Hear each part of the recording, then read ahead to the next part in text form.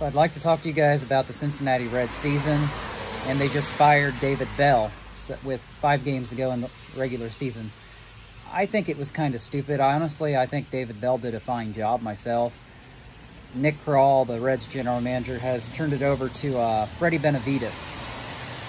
And Freddy Benevides has paid his dues. He's been in the minors for 10 years, and he definitely knows what he's doing.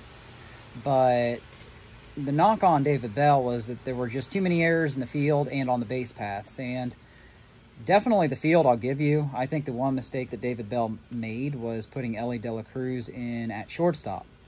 Guy's got a cannon for an arm. He's got all that speed. Put him in the outfield. It's an easier position. It's easier on the body. It's easier to learn. But he led the majors with 28 errors. That's 4 more than the next leading shortstop, with O'Neal Cruz of the Pittsburgh Pirates and Gunnar Henderson of the Baltimore Orioles.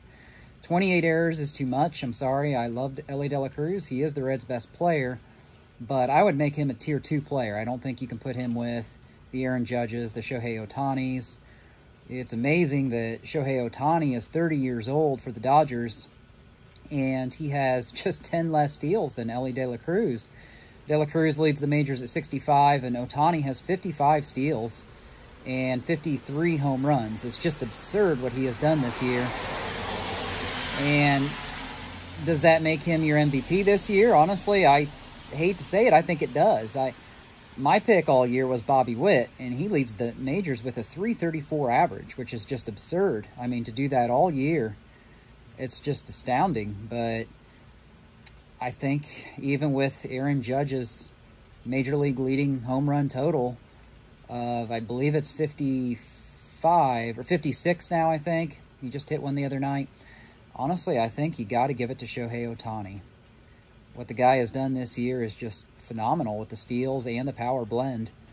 Now, Elly De La Cruz of the Reds, he's not, like I said, a bad player. He's got 24 home runs, if I'm thinking right, and the 65 steals. That's not bad. You got to keep in mind he plays in a short porch ballpark at Great American Small Park. But like I said, I think David Bell did a fine job. If he would have just had Elly De La Cruz in the outfield, I think things would have been a little bit different this year. And the pitchers, when the pitchers went down with injuries, you had Hunter Green and Nick Lodolo go down to injuries. And they weren't severe injuries, but they were enough to derail the Reds' playoff hopes. So next year, I think the Reds will have a very formidable pitching staff. You've got some guys coming up who are really good. If they're all healthy, I think the pitching is a lock. But it's the offense that's got a huge question mark on it. Now, one thing David Bell did do that I liked is he gave the green light on the base paths. And you're going to have mistakes. You're going to have errors on the base paths. But you need a manager to do that, because what happened was, especially with De La Cruz, you rattled a lot of pitchers. I mean, you got a guy stealing home plate.